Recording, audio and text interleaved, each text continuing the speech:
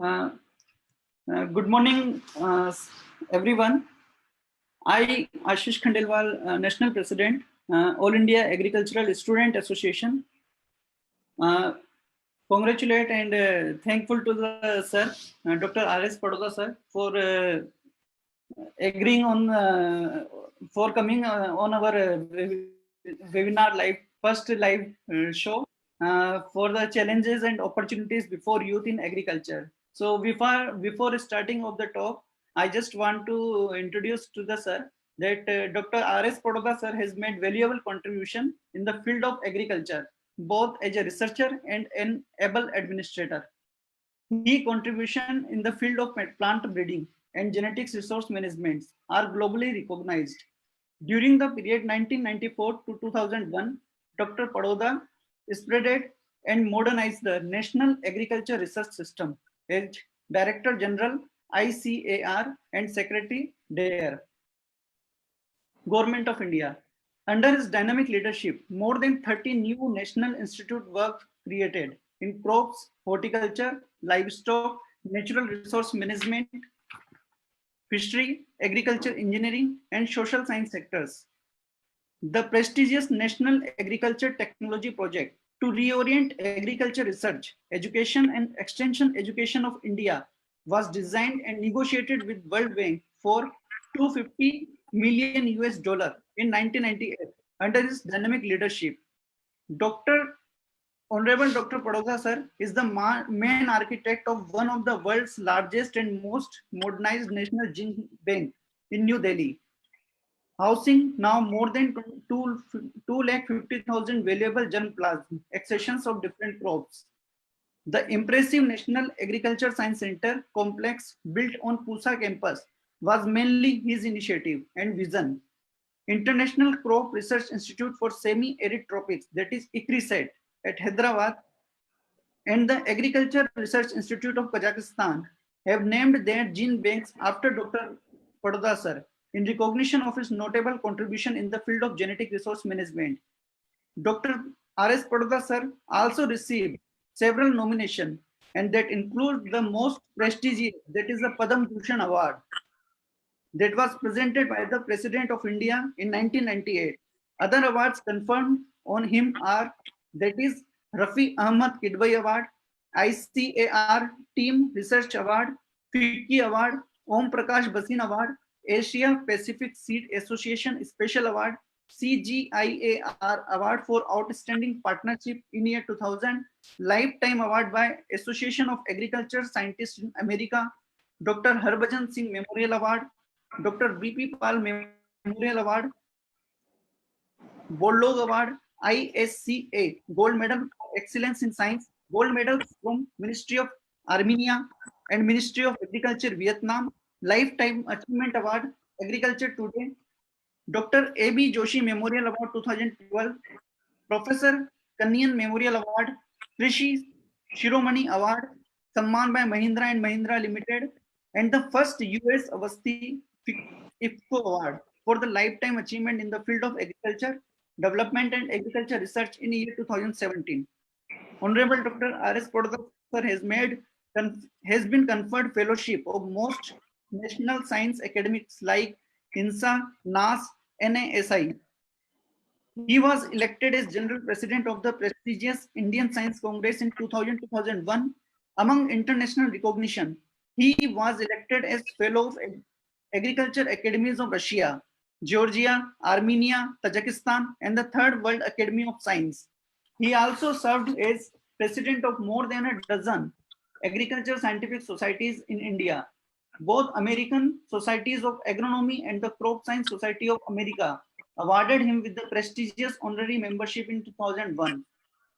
Honorable Dr. Paroda sir has also been made conferred honorary DSc by 17 academic institutions or universities, including Ohio State University, Indian Agricultural Research Institute, Scientific Council of Agriculture Academy, Republic of Azerbaijan, and State Agriculture University of Pantnagar, Kanpur, Jorhat, Coimbatore, Hyderabad, Udaipur, Varanasi, Srinagar, Meerut, Bhubaneswar, Ludhiana, Dharwad, Jabalpur, and Hyderabad.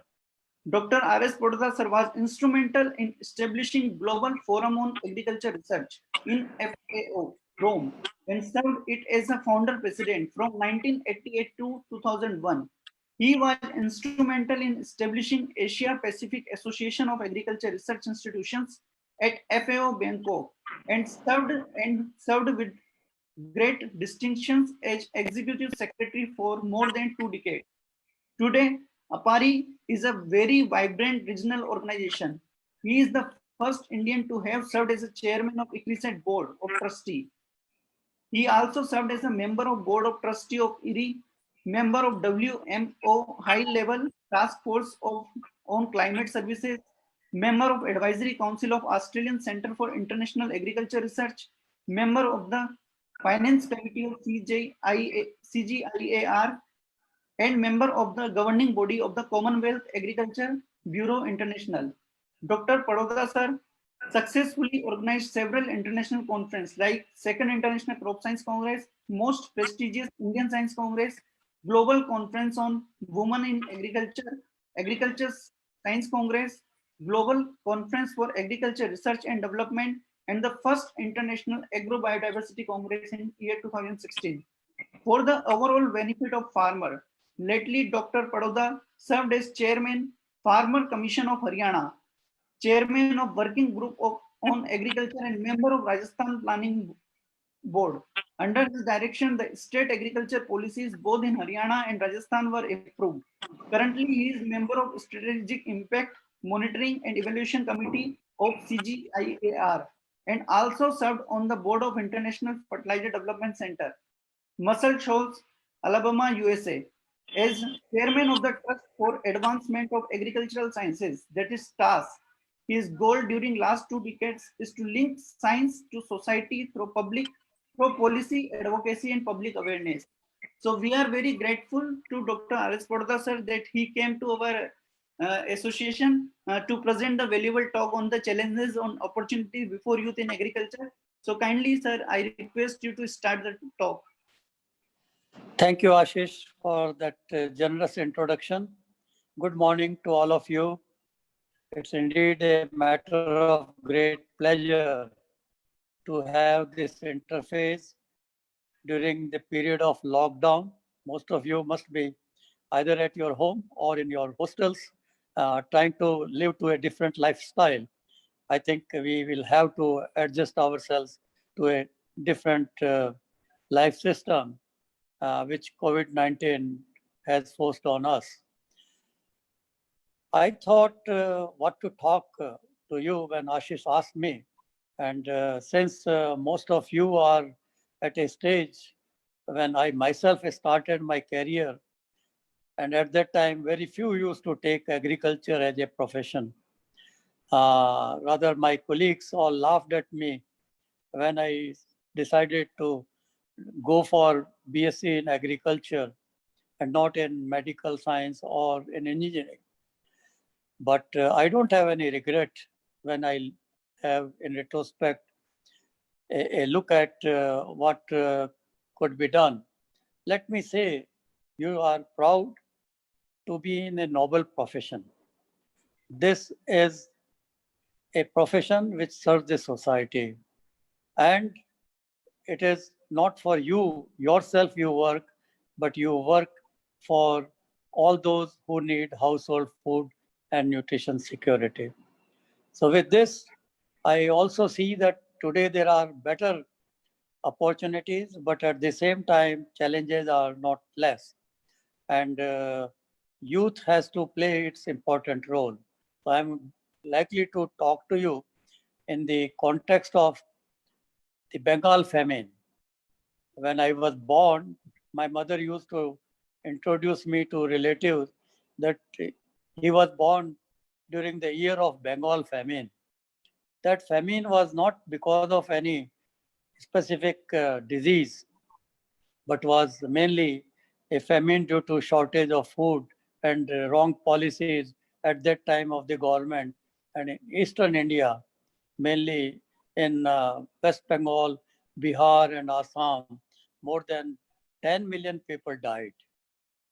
From that era of famine, I thought in my lifetime, we possibly had left that era of famine behind and no more pandemics, though 10 pandemics did take place before, but COVID-19 has again awakened us to take care of not only our natural resources, but to take care of the society as a whole.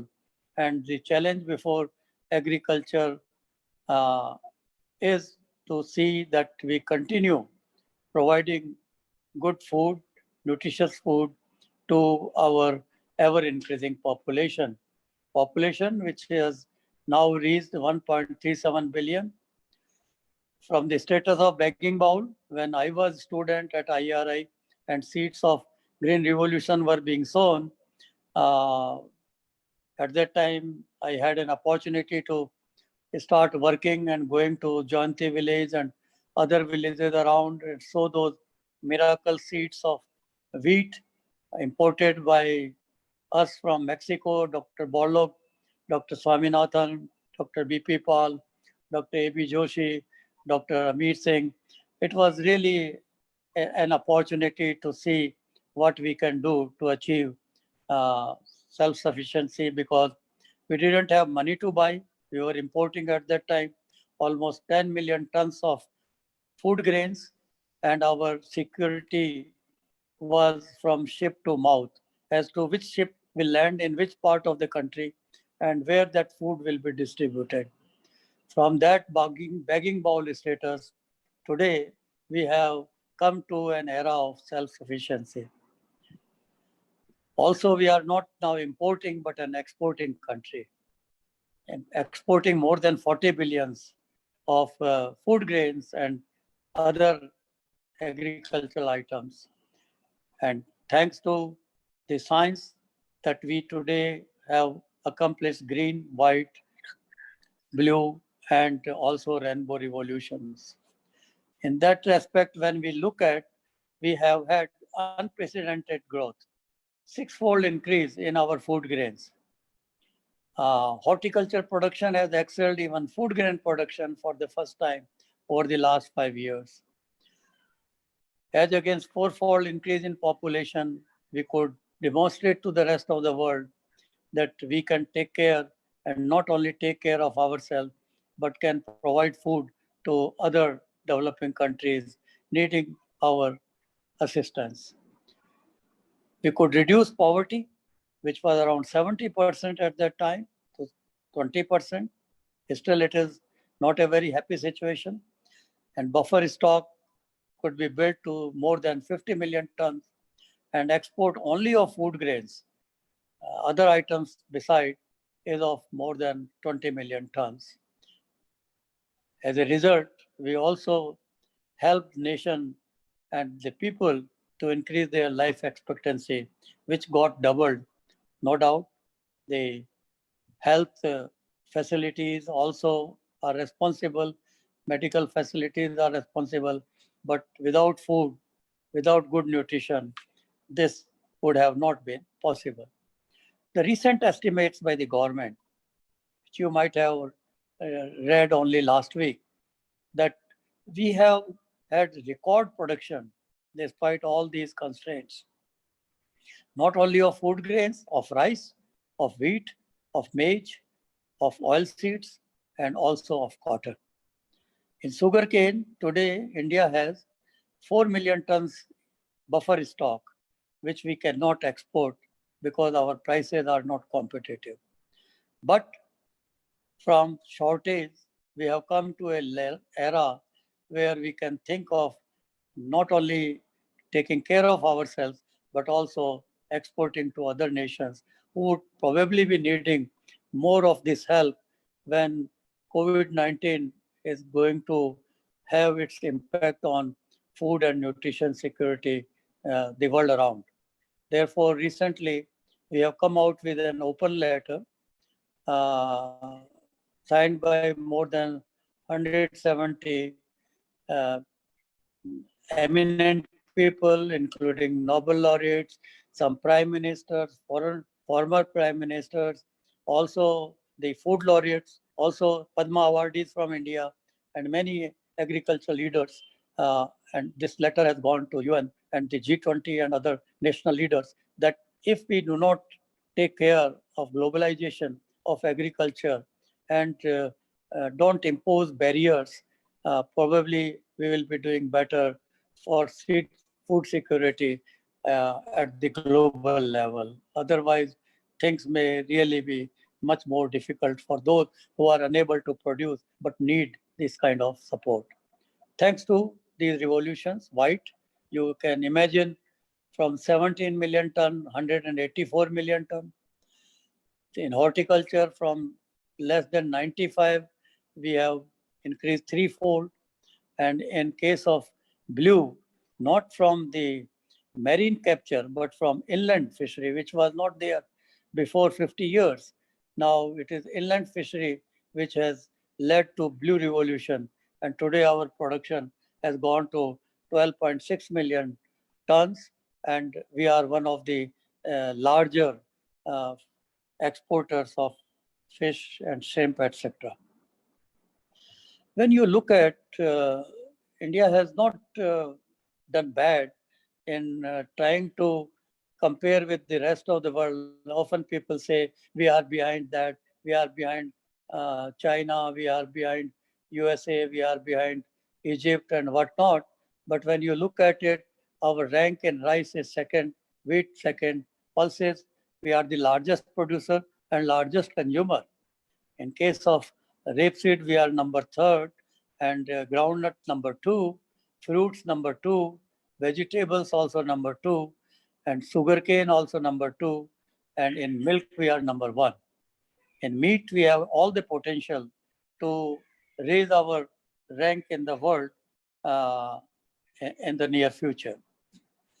However, having said all this, despite these revolutions, why it is necessary to reorient agriculture? Often people ask me, when I wrote year before a book on reorienting Indian agriculture, some of colleagues did ask, do we really need this to be reoriented? And maybe at the end of my presentation, you yourself will assess whether we need to reorient or be complacent and remain happy with what we are today. Looking at the challenges that, my dear young friends, you today have, we had also similar challenges before, but you have to face these because the poverty has to be eliminated, hunger has to be also addressed, especially malnutrition of children.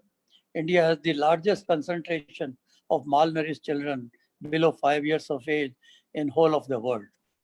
We have protein malnourishment, and the climate change is also taking its toll. So we have to see as to what we can do. On the other side, when we look at the farmers' angle, farmers are now finding less income from their efforts.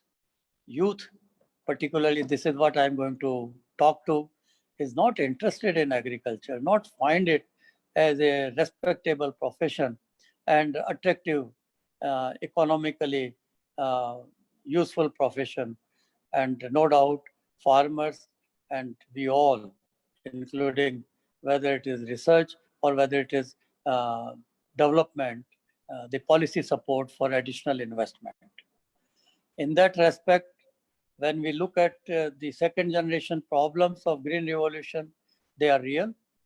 There is factor productivity decline, decline in soil health and water table, macronutrient imbalance has taken place, more of nitrogen being used than a balanced use of phosphorus and potash.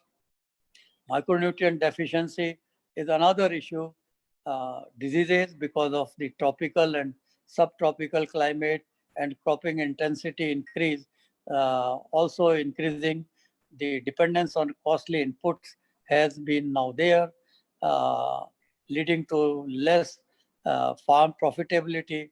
Also, we have the concern for high labor cost because most of the labor is now either migrating, but now you see there is a reverse migration. If agriculture would have not been there, where this labor which had gone to urban areas for better opportunities of job and income would have gone. You have to also realize that agriculture is one profession over which 55% of our population is still dependent. So therefore, agriculture, I see, is a profession which is going to remain important and which has to be made much more stronger, and whatever reorientation is needed must be taken care of.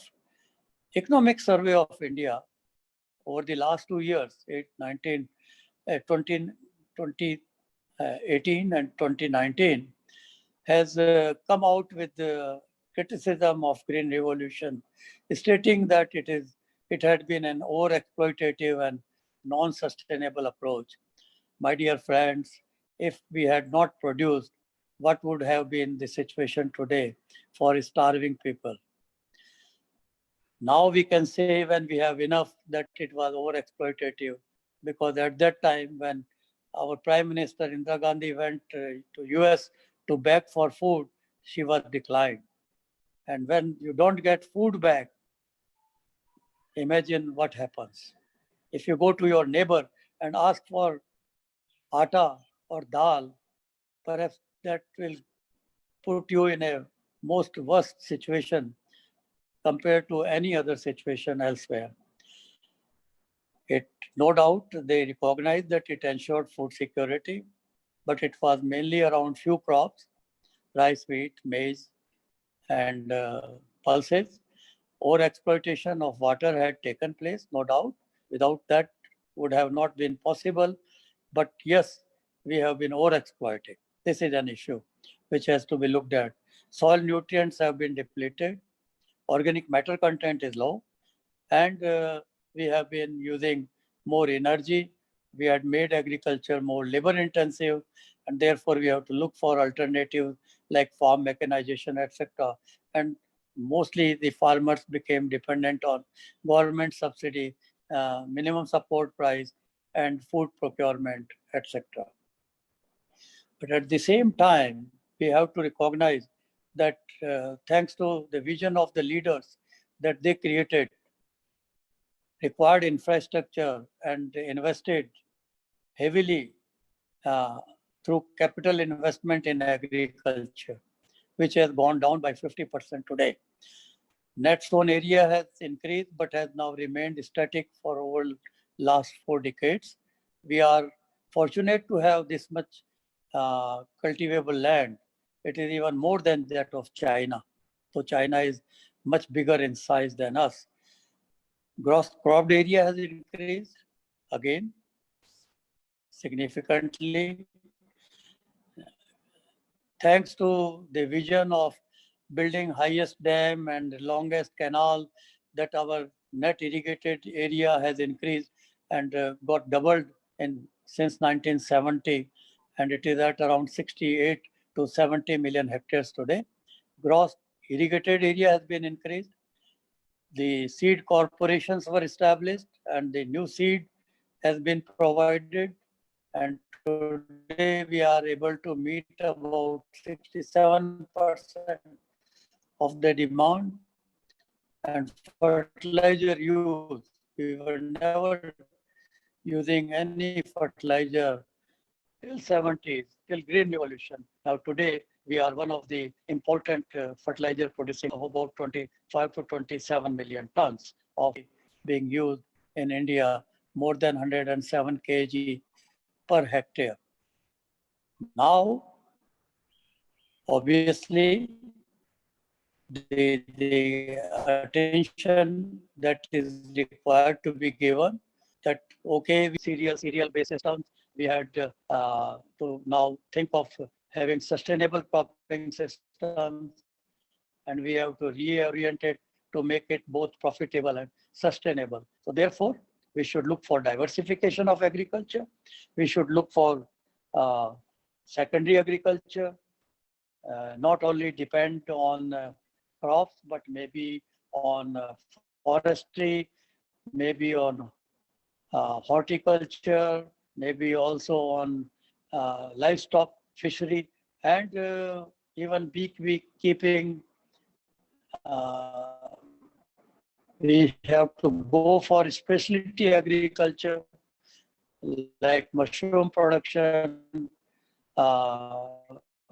going in for protected agriculture, and now is the time for you. For us, the challenge was to and the next generation will be how to save what we produce and not let the losses be there to the level that they are today, between 5 to almost 30%, depending on different crops.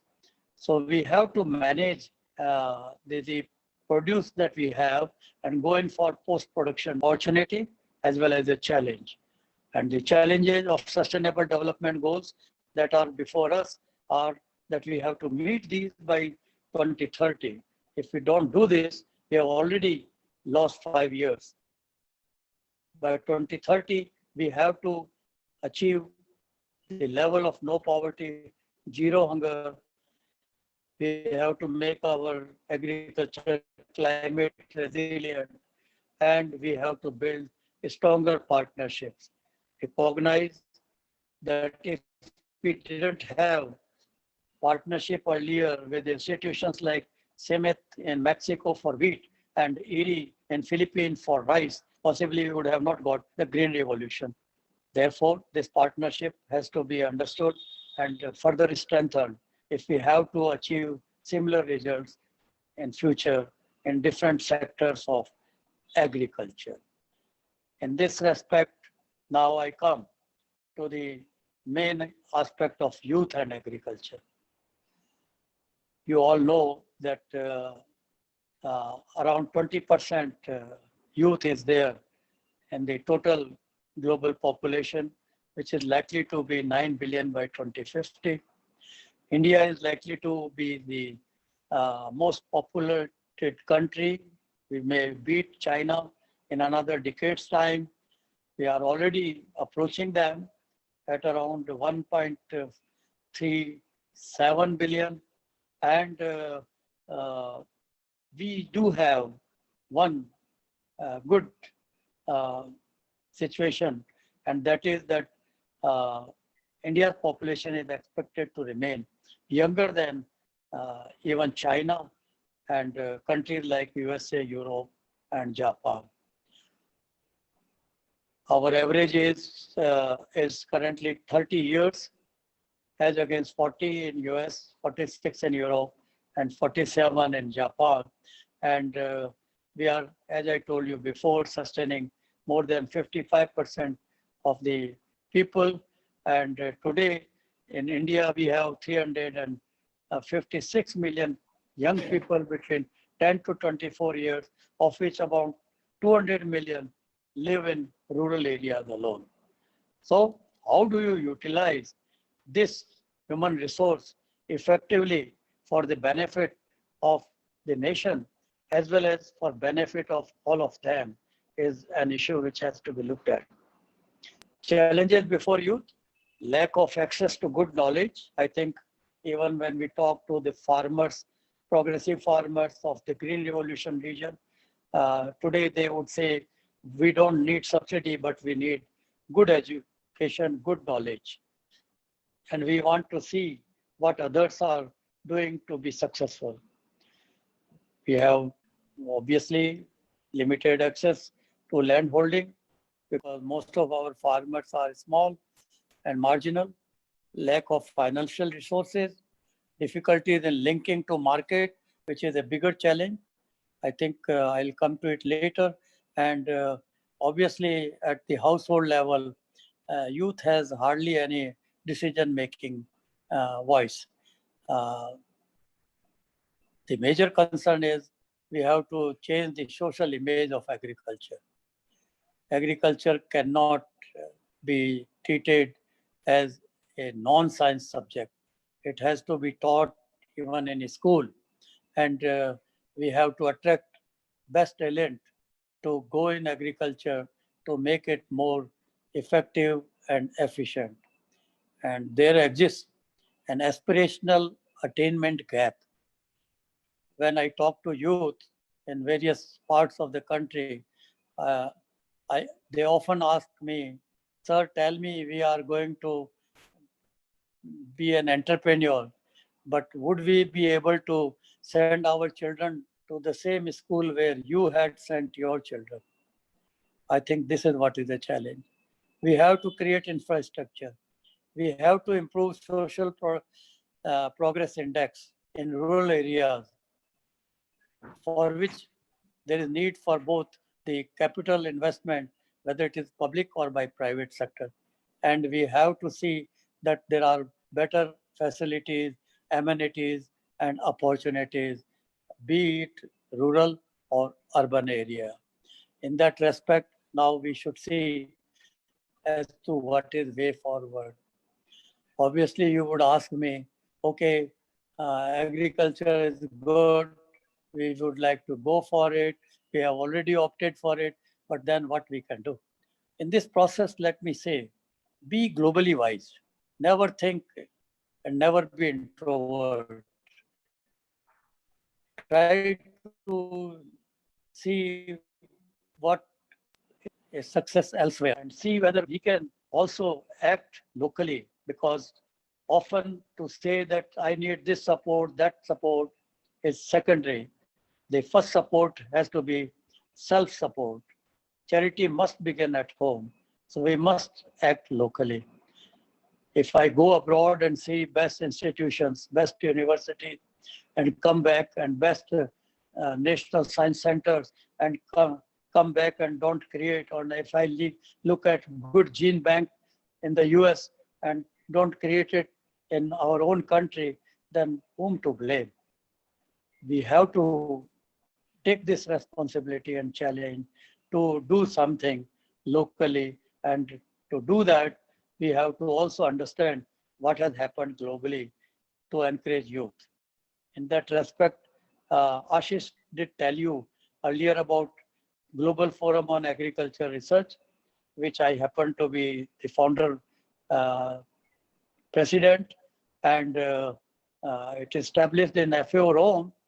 And this global forum is a forum of all stakeholders, not only of scientists, but also of private sector, of NGOs, and also of farmers. And uh, we started having the international symposia organized. And the one symposium in 2006 was organized in India and New Delhi. And at that symposium, an international forum of youth professionals for agriculture development was launched, because we did realize that they need to be embraced. They had to be brought in our fold, and they had to be given some kind of directions. And for that, YPAD was established. The importance of youth in agriculture was further emphasized and structurally debated, where out of 700 to 800 participants in the global forum, which we organized in Montpellier in 2010, of which I was chairman of the organizing committee, and of 2012 in Ponte del Este in Uruguay, we could get more than 100 to 150 youth to participate and play their important role and make their voice known to the rest of the world, that they have to listen to the aspirations of the youth and look for opportunities that exist before them. So these two new initiatives, in fact, had been the beginning at the global level for the youth. And then we started the national initiative at that time with Dr. Ayyappan, and I through TAAS and APARI planned to have a national conference organized for youth in New Delhi, which led to initiation of ARIA program. You all know about it, attracting rural youth in agriculture is an important first initiative. And then we thought that probably only attraction cannot be there unless you motivate them. So we started having the regional dialogue at Asia Pacific level, then also national dialogue, and then zonal workshop for youth in regions like South at Hyderabad and for North in uh, Ludhiana. And we could see that there is great enthusiasm among youth. And when they were brought and asked to uh, see whether they would like to embrace agriculture and be entrepreneurs, I can tell you the enthusiasm was much more satisfying than anything else. I won't go into the details of the government initiative that are shown in this particular slide, but there are programs like ARIA, Student Ready, which is built up on the Ravi program, which was started during my time to expose our final year students to rural work experience. And Startup India, Stand Up India, National Skill Development Mission.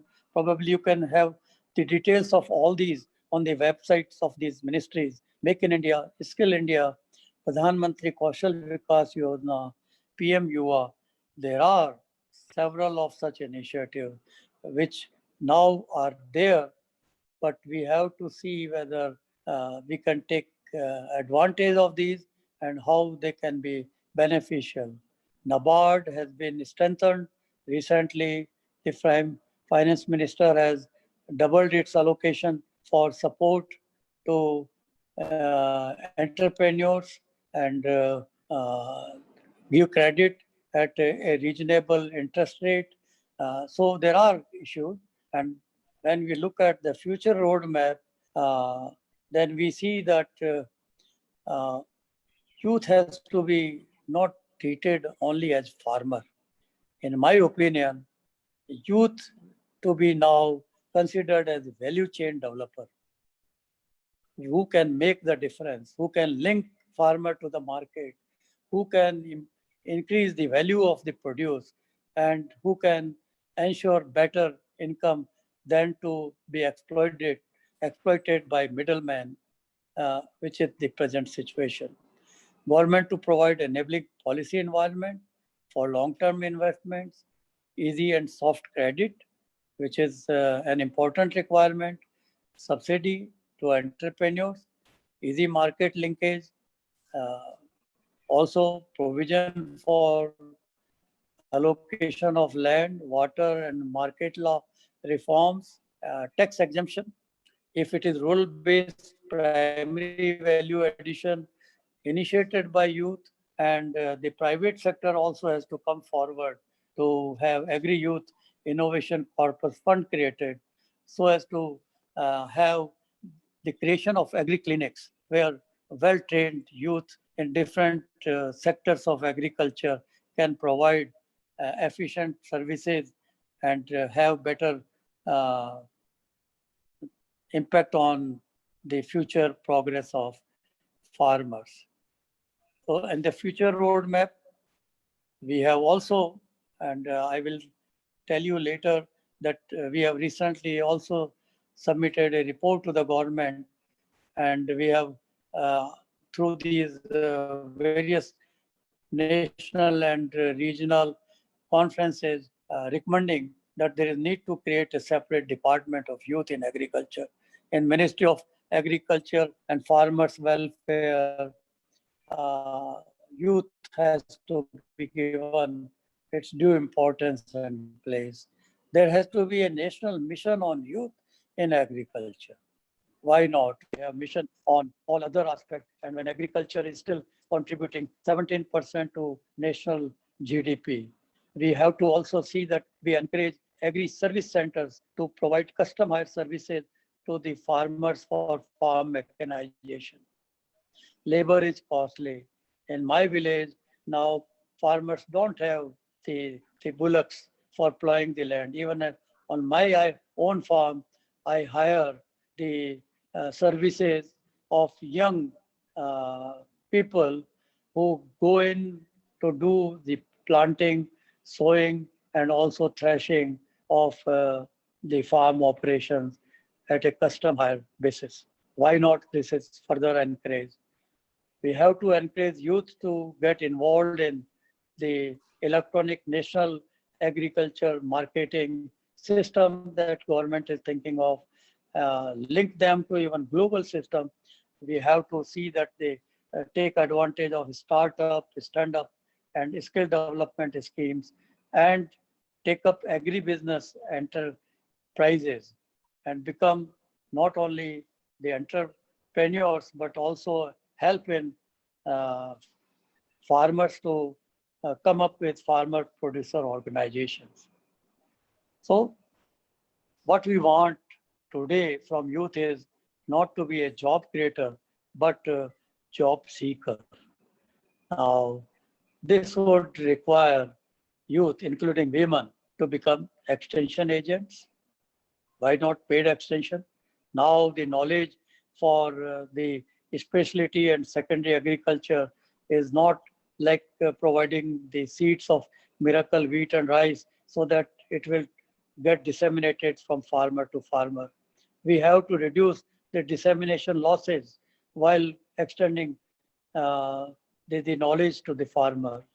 And that can only be done when there is trained youth who has his own profession around extension and who makes earning on it so that he will give the best knowledge to the farmer. Youth as input provider, best inputs at right time at farmer store of best quality. Youth as entrepreneur to come forward and then also to go in for agri clinics about which I talked before. So in the last part of this presentation, I would like to say that what we need is to look for innovation, not for only research for sake of publishing papers. And that's why we need reorientation of agriculture to see that our future focus is on innovation, not only on research for research sake alone. Globally, those nations are progressing much faster who are laying greater emphasis on innovation than otherwise. And in that respect, we have to look for innovations which are also unique innovations, which are the kind of innovations which can have access to all and which have more from less, which means you think of smartphones. Today, smartphone can provide the same knowledge whether you are an industrialist or a farmer if you are interested in knowing about any specific subject. So we have to look at disruptive innovations. And we have to look in agriculture also and see that we scale them up. Scale them up for future successes. And I would like to show you that there are various innovations which can be scaled up, where you have your great future opportunities, whether producing hybrid seed of maize, bajra, sorghum, rice, and other crops, vegetables. The coverage is not even more than 50 to 60% today. We can make it 100% and increase production and productivity. Biotechnology, time would not permit me to go into these details, maybe subject for discussion on a later seminar. Conservation agriculture. Globally, world is taking advantage of conservation agriculture, no-till agriculture. And we in India, in our rain-fed areas, are still going in for clean cultivation of fields, because conceptually, we cannot think that without cultivation, you can have the next crop sown. Protected cultivation, where you can increase income of the people even 5 to 10 fold. Micro irrigation, We can avoid flood irrigation, increase our potential for irrigation to larger areas. We can go in for bioenergy and biofuel, like what I said before. If in sugarcane we have more excess sugar produced, then why not sugarcane, as was done in Brazil, or maize, as is being done in US, to use them for biofuel. Farmers will get benefited. Farmers will get linked to a new market, and we will have opportunities to increase our production and productivity because there will be incentive linked to it. Biofortified crops for better nutrition and household nutrition security, and then ICT, as I told you, for knowledge empowerment. Private sector like Indian Tobacco Company and many others are coming forward with their own app. Private youngsters are coming to disseminate knowledge and showing video clips for operations as needed to different eco regional situations. What happened to BT cotton? If we had not released BT cotton, and I must say, I was associated at that time to put all regulatory system and also bring in the Plant Variety Protection Act and for the IPR protection for innovators and BT cotton. Now today you see the success. Time doesn't permit me to go into, but I think this PowerPoint is going to be made available by Ashish, so you can have a look at these.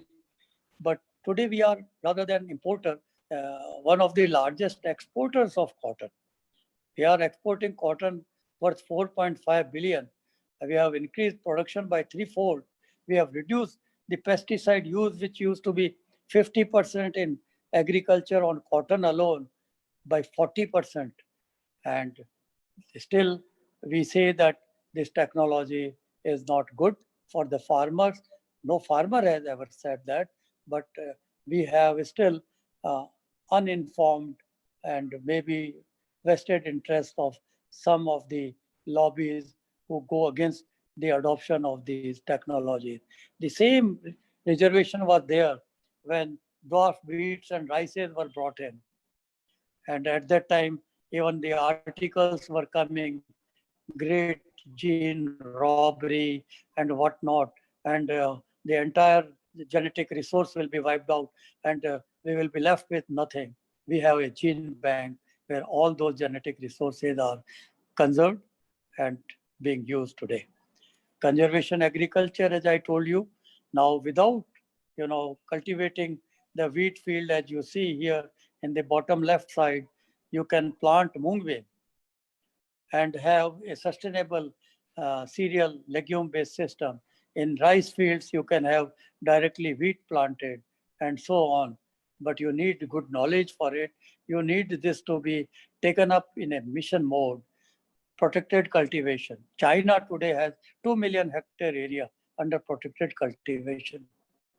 That's why they are the largest vegetable producers in the world. Why can't we be? But our area under protected cultivation is only 50,000 hectares. We started laying emphasis after NATP, about which Ashish mentioned in 2000.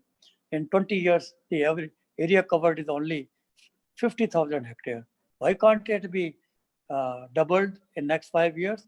Or why not we go in for 1 million hectare by an aggressive approach? Why can't we think of new options? And these would require innovative approaches and would require talented youth with better knowledge, informed knowledge, and exposure. And there are many successful entrepreneurs through our conferences. We have seen that you really can do wonders. Now, here, these shipping containers, which are lying idle and of no use, have been repurposed by entrepreneurs. And one shipping container, after repurpose, it can give you a production equivalent to that of 2 acres of green produce for salad in the vegetable market of city like Boston. We will have to think of some of these uh, innovative approaches.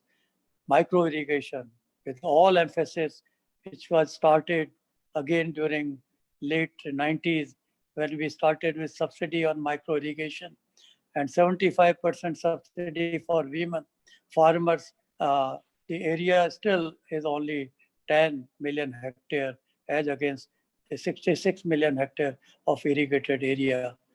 This can further be doubled and we can increase the water use by 30 to 40% and can have greater other benefits associated with it.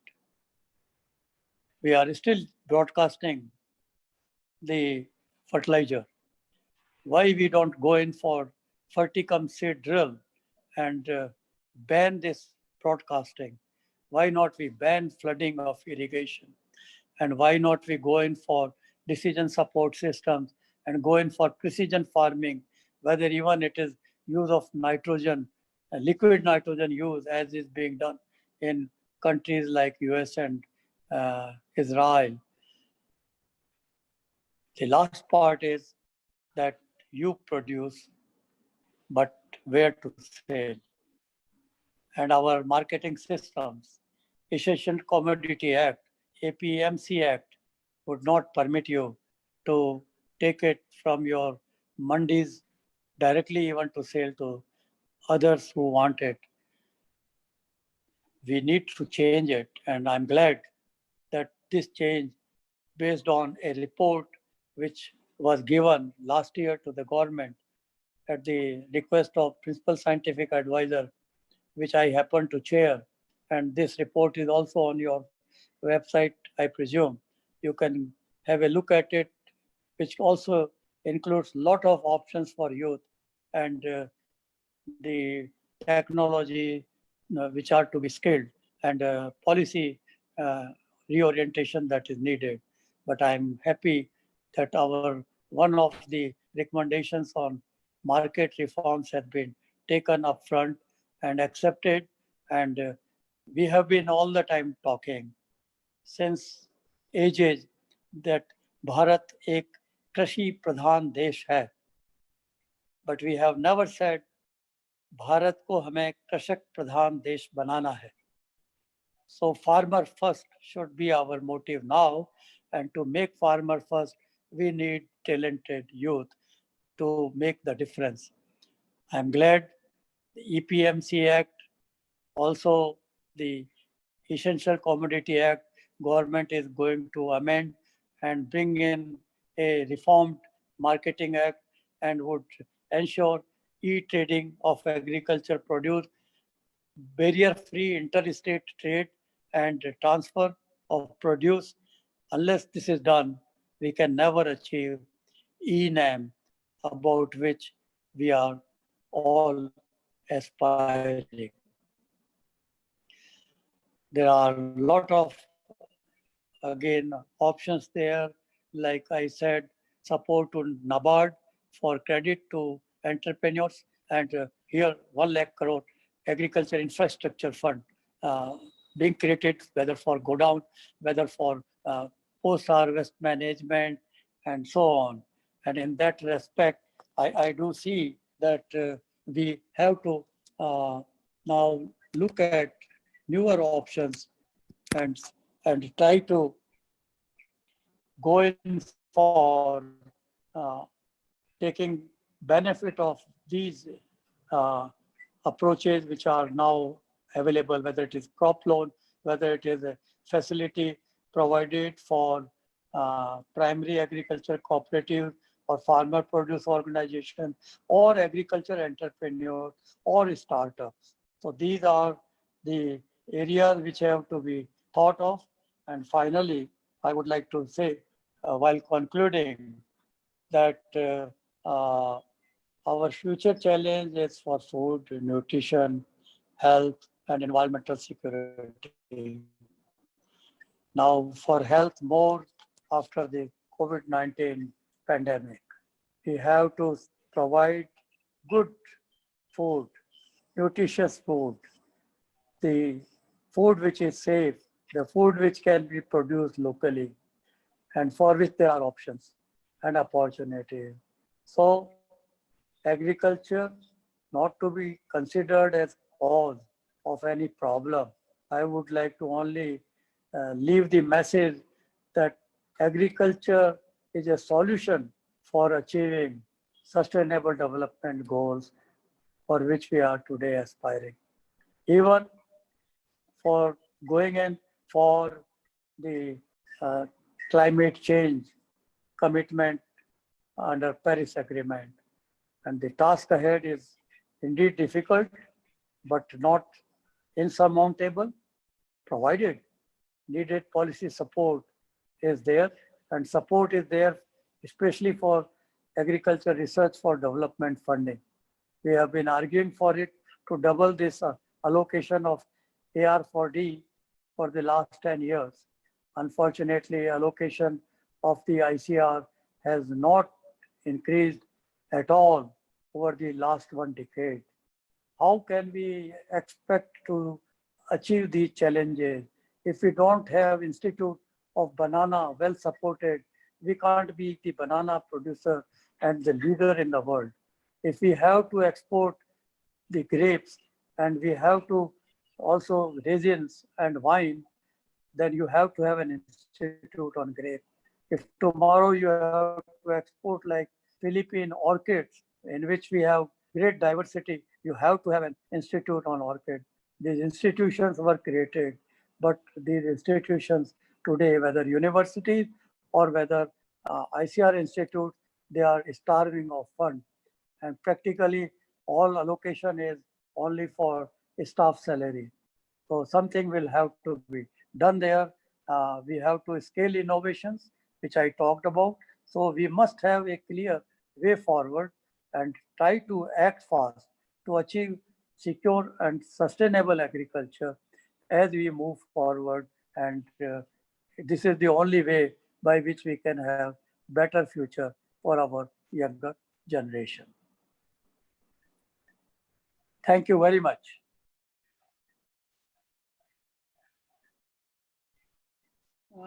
Thank you, sir, for giving a very valuable talk.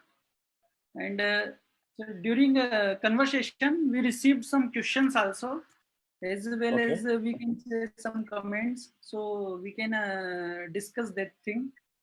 Sure. One person asked that, what is the scope of plant breeding and genetics student in private sector? Yes. Should I answer right now? Then I Yes. think, let me say, in the most developed nations, plant breeding has all gone in the private hands. When I came back from UK, where I worked, the famous Plant Breeding Institute in Cambridge, it was put on auction to the private sector because government thought that this is not their baby anymore, because it is not only coming out with the improved varieties and hybrids, but it is then also intellectual property right. It is producing the seed. It is then making it available to the farmer and have it marketed efficiently and effectively. And private sector in India has come forward, and some of the private seed companies have their own strong R&D organizations. I definitely see that in future in US, no university releases varieties, but they do provide support to these organizations and public-private partnership more. So it is a win-win on both sides, because here when I talk to even the biotechnologists, where they have a lot of new innovation, they say, sir, how do I take it to the farmer? Because I don't have access now to multiply and to have incubator or to market it. So you need linkage. And that's what is going to happen in future. And, and, and time is right now for it. It is happening. It will happen more. The vegetable hybrid program is currently dominated mostly by the private seed sector. Yes, sir. Sir, another question is why ICAR is not starting recruitment drive in every university each year? Pardon? Different? So why ICAR is not starting recruitment drive in every university every year? Well, I think this question has to be considered by ICR. Uh, what I can say at this time is that we need to be now innovative. And even ICR also has to think differently. Like KVKs now cannot be only for frontline demonstrations. KVKs also should be changed as institutions for future where they provide window for entrepreneurs and for youngsters to develop their skill. So there is skill empowering center rather than only demonstration center. And therefore in the process, I'm sure some of these suggestions can be taken up and discussed with the leadership in the council.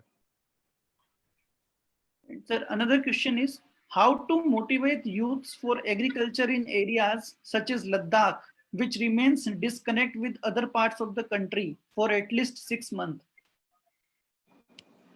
Well, I think DRDO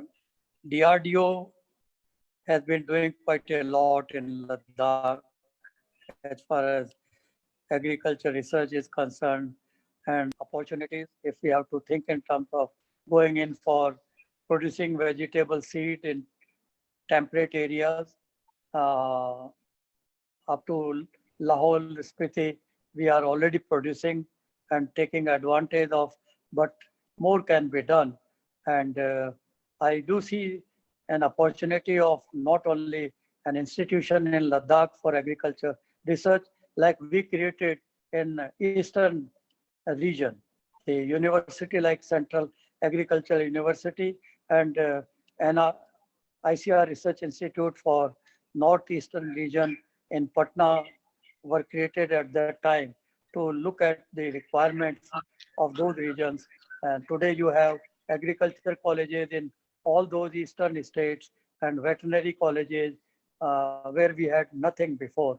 So with the new setup of the government in Ladakh, more independence, I'm sure agriculture support also will be forthcoming. Sir, another question is at a current state, it happens somewhere that there is the lack of coordination between the state and the center. So there is the need to create Agriculture Council of India and as well as State Agriculture Council. So, sir, what is your view in that? You please read our report, which is already in your hands. And there are very specific recommendations for structural reforms, institutional reforms.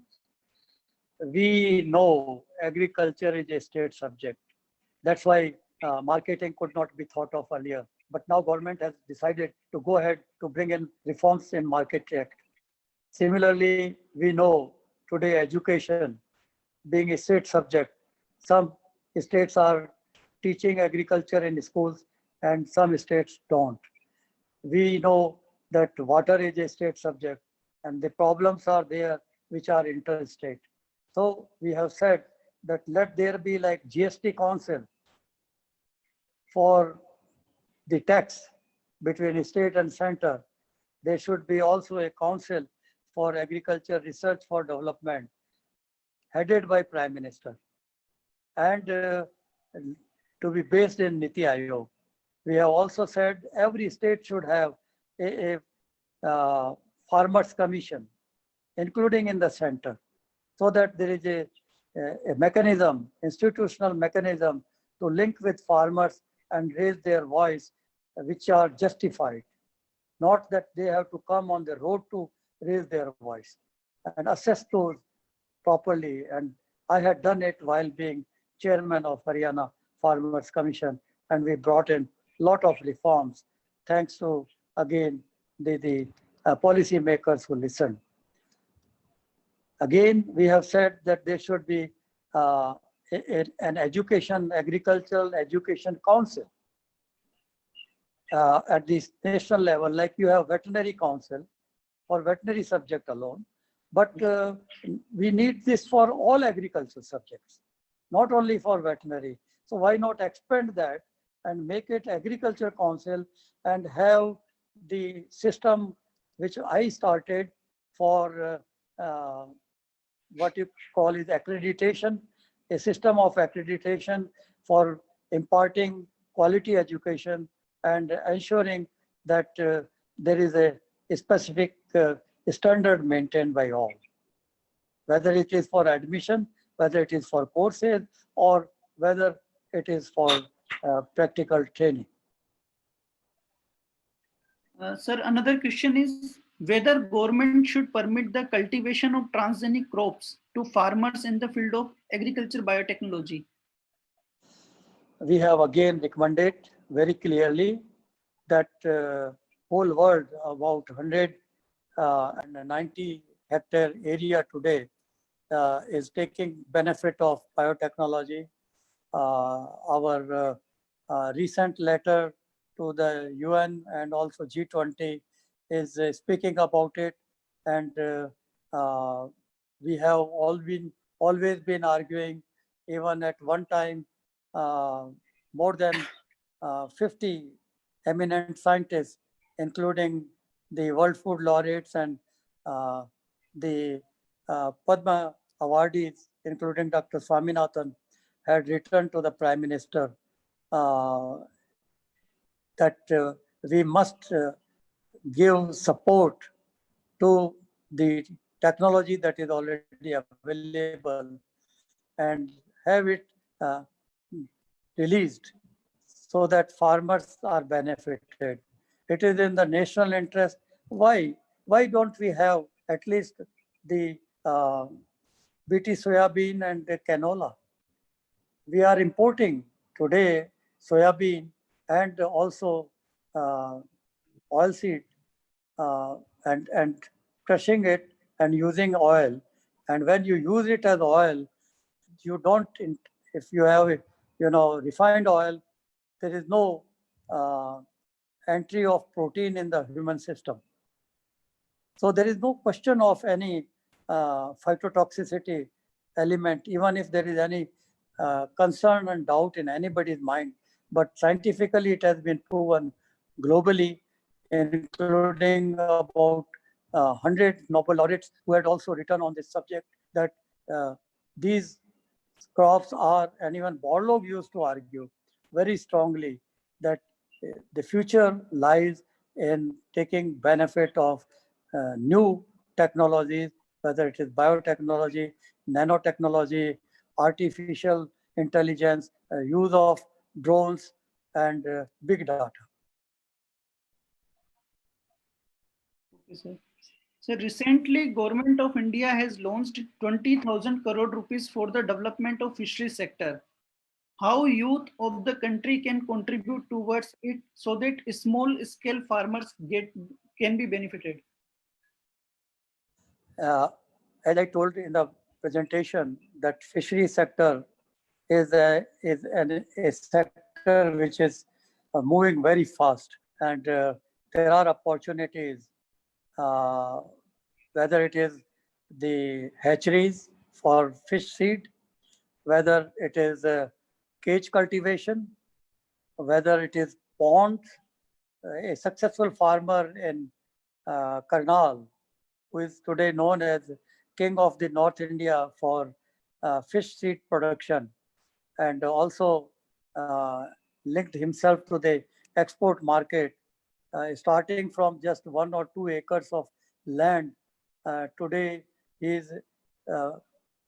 has gone to a very high level and made success of it. So there are opportunities, but for that you need good knowledge. You need to be aware as to where is the market.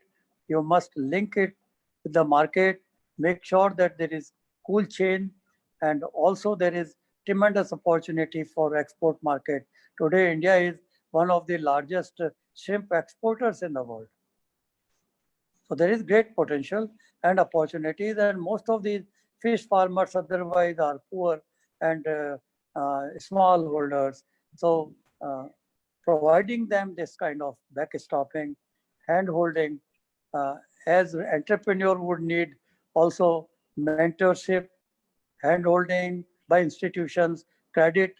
These kinds of things can be provided by young entrepreneurs who are trained.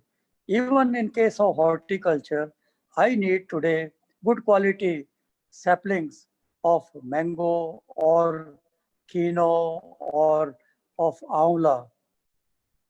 But from where to get is a big question, and whether those are certified. And that's why in our report we have said that there should be a mission also on the horticulture nursery production. There is ample opportunity, but we must try to look at the niche, the market around, what is being produced, what is to be sold, even seed spices. Rajasthan is the largest seed spice producer, but how many are uh, engaged in uh, making masala and then packing and distributing, except what you see MDH and few others? These can be locally done and value added, and these farmers can be organized through the farmer producer organizations or self-help group, and some of the successful entrepreneurs have done it. Now there is a farmer in dairy in Jind who has 2,000 Murrah buffaloes. He has a dairy of himself. He has his own feed plant, and he produces in whole village the feed for his animals. He doesn't own land, but all farmers are benefited and are producing fodder for him. So it is a win-win, but it would require a commitment and initiative. Sir, another question is ICR has to recruit at least one post as specialty in fisheries in each KVK, but most of the KVK don't follow this. Can you put some comment on it? We have already recommended, I chaired the high level committee on KVKs. Please have a look at that. It's on the website of ICAR. And there we have suggested that those areas where fishery or animal husbandry, or for that matter, horticulture, we must have specialists from that field. Of course, it can't be in every district where there is no scope, but wherever there is, and therefore these specialists who are going to be 10, presently they are 6. I recommended that they be raised to 10. I don't think, though cabinet approved the note, has been yet approved by the finance, but there must be experts in all sectors. If it is seed production, we must have seed technologists. If it is fishery, we must have expert in fishery. And if it is the dairy, then why not in livestock and so on? That is the only way. Sir, one person asked a question that in India, there are so many agriculture universities like government university as well as private university, and nowadays private universities are also opening, means also affiliated with the government colleges. So there is the very less job, particularly like ARS or other recruitment. However, there is the concept of that we should create the job. That is another thing, but we are not getting job from last 2 years. So what is the comment in that? Means we I are told getting, you we are in providing my more job. presentation, I made it very clear. Don't look at job. Don't look for white collar jobs. Be a job creator, my dear. Yes, And I can show you, take you. In fact, this is one another area which your student union should undertake to encourage entrepreneurs and expose them to the successful enterprises wherever they are, to learn by visiting and seeing.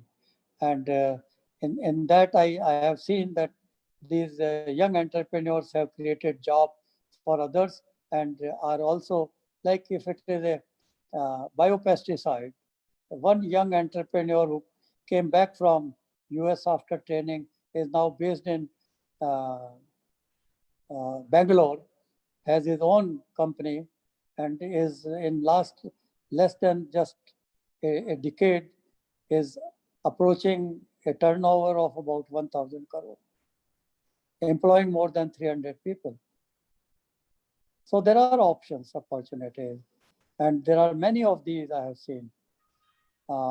This will create employment, not only self-employment, but employment opportunities for others. Even one lady here who is uneducated, whom we got identified as best women entrepreneur and gave her best farmer award, making pickles, is employing more than Ms. Yadav, employing more than 500 people and earning for herself and for others. And there is definite demand for that. I think it's called Krishna pickles or something like that. IRA supported that. And KVKs have helped a great deal in this respect. I must admire many of these young entrepreneurs say that if we would have not got the knowledge and education, probably through KVKs, we would have not succeeded. Sir, one person asked that nowadays accreditation board is there, and it allows accreditation after the first batch pass out. If we can, if we can do the accreditation at initial stage only, then we can stop the, or we can check the maximum privatization or public means maximum irregular or quality, or we can improve the quality education in the country. I think I agree fully with you. Even no one should be allowed to start a college unless accredited. Why accredit it after first batch is out? These reforms are needed. There was no accreditation when I was Director General. We started the system for the first time and linked it to allocation of funds to the universities from ICAR only through accredited process. As I told you before, that's why we need, and there are states like in Karnataka, also in Punjab, hundreds of colleges in Maharashtra have been initiated without even any approval or consultation with either the university concerned or with the ICR concerned. And then fait accompli is that later they all come and ask for the funding. Bifurcation of agricultural universities into horticulture, veterinary, and fishery became another new initiative which we tried to discourage, but then it is politically supported, so it becomes difficult.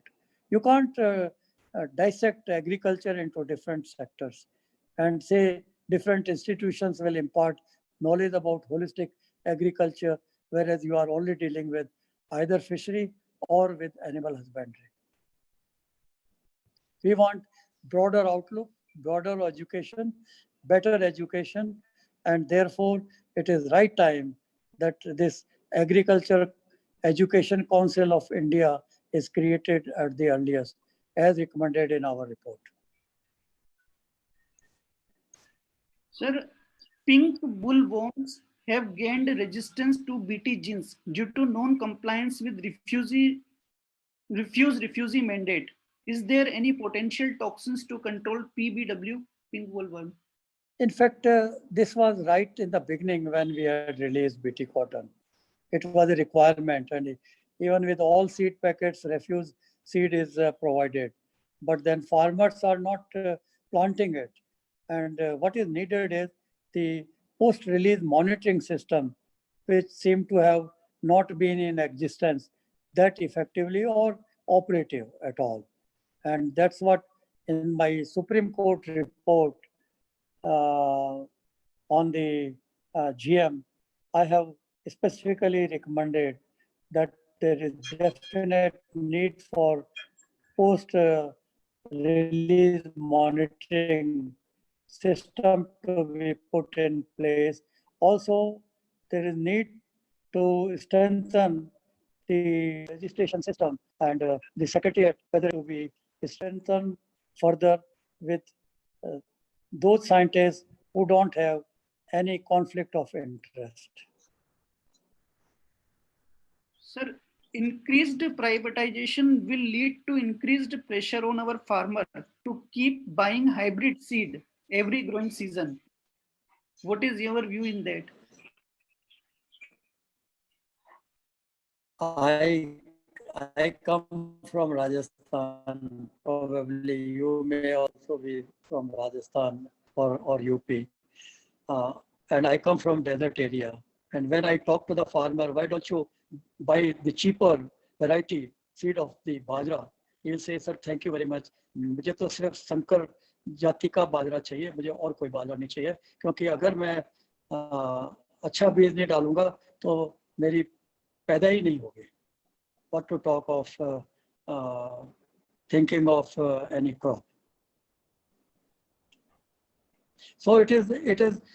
Has any farmer ever questioned that the price of BT cotton is very high, and why millions of farmers covering 11 million hectare area are growing only BT cotton?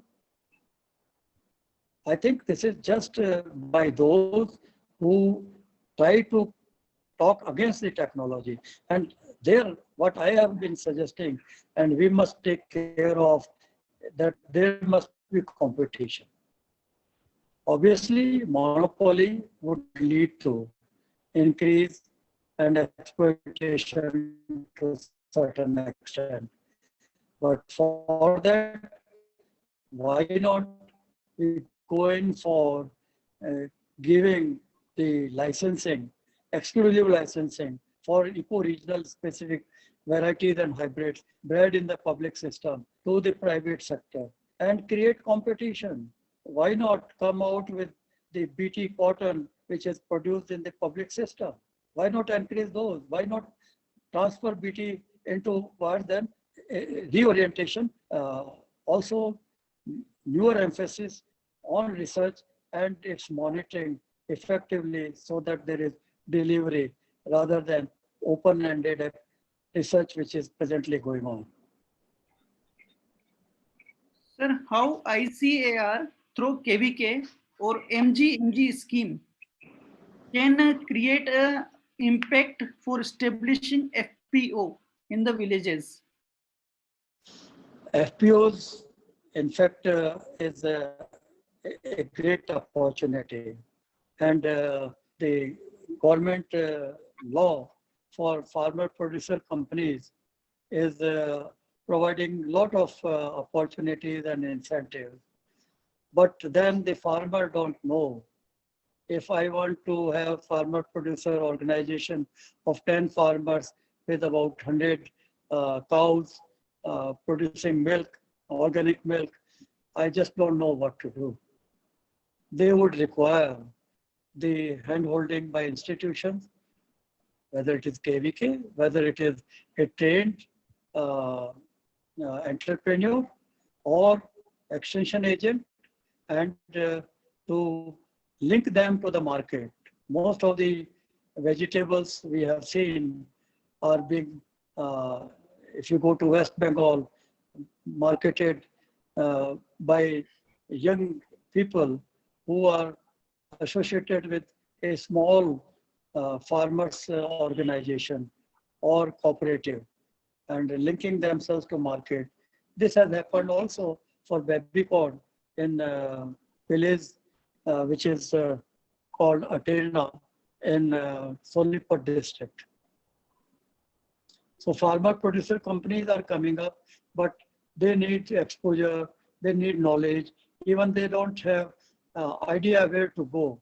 When I was chairman of Haryana Farmers Commission, to tell farmers what are the government schemes and what benefit they can get, it took me 6 months to collect that information from different ministries.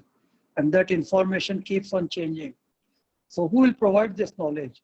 I think extension people, the ICT people, young people can collate it and help them to take advantage of these opportunities. And that's where we have win-win scenario. Not that you Sir, have to be farmer alone, but you can help farmers to be more successful. sir, is there any need or is it time to include internship through industrial for 6 months in undergraduation program? Well, I think, as I said, we need to have a relook at the entire agricultural education system. We started it on the land grant pattern when the first agricultural university in Pantnagar in 1960 was established. Since then, we have almost 72 universities, either deemed to be universities or central agriculture universities or state agriculture universities. Since 1960, we have not revisited. Whereas in the US itself, they have revisited it twice.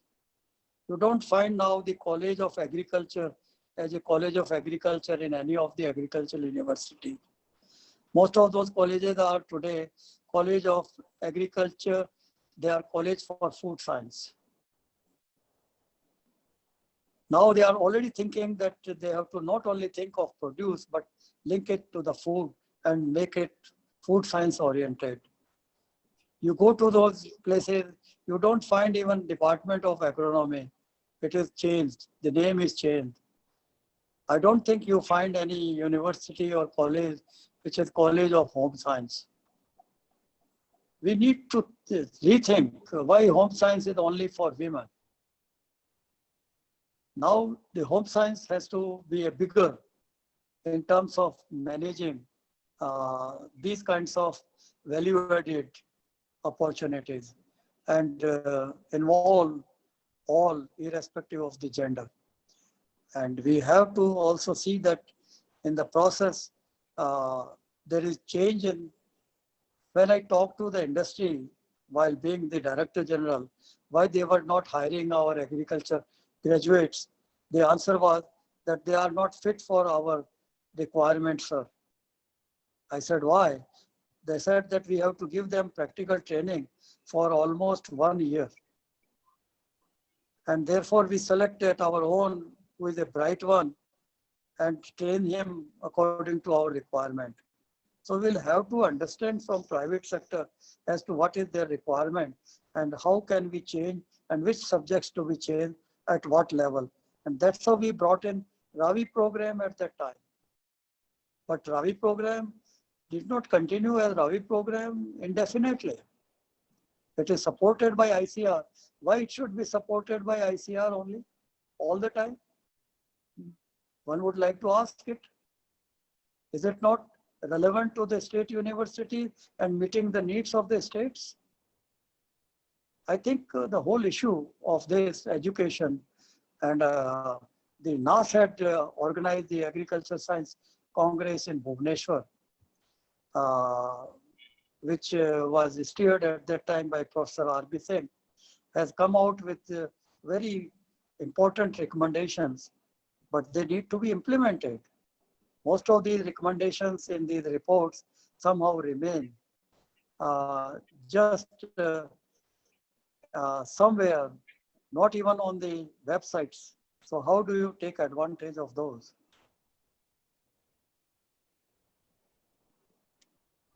Sir, how community science student can help towards the advancement of agriculture from their field? Community Science students. Community science. Yes, sir. Yeah, Community. I think, well, Yes. well, social science or community science. In fact, you have to improve the stature and strata of the rural people. And how can it be done is a subject of greater concern. And we know that social progress index, about which I talked, the sustainable development goal, we had national dialogue and came out with very clear understanding that if we increase SDG more, doesn't mean we will be able to achieve sustainable development goals. We have to improve the social progress index, which is still only 55% compared to many countries where it is more than 70 to even 90%. And that social progress index is linked to not only sanitation, good water, clean water, health. The government has started giving emphasis to this, and also to having toilets in each house, and good food, better cooked food, uh, also making it more efficient, how to save burning of fuel, and reducing carbon gas emission are many issues in which they can play their important role. And also they can help in knowledge sharing to a greater extent to the farming community, uh, to not only do farming, but also to help the society and improve the status of the entire community. I Sir, think, how? okay, or you still have some more? Uh-huh. Sir, only one last question. How young Okay. researcher can manage balance between the need of publication-oriented research for sustaining his or her research career, which is far away from actual research that is need of the farmer? That is why I said that, and I chair the ARS committee as well as the ASRB reform committee. Have a look at those. We have already stated that let this research not be scorecard oriented. And if it is a scorecard, let it not be only publication oriented. Let this be innovation oriented. Let this be impact oriented. Let this be extension oriented. And let it be for the kind of service that a person has provided to the society. What is needed is you don't have to serve to earn for yourself. You must have a service motive behind to serve the society. And it's there. You don't have to think of only your own achievement. And why only achievements when you look at after 15 to 18 years, any scientist becomes a professor rank? Why the rest of the 12 to 15 years of his career, he doesn't contribute to this kind of social goal? Who stops him?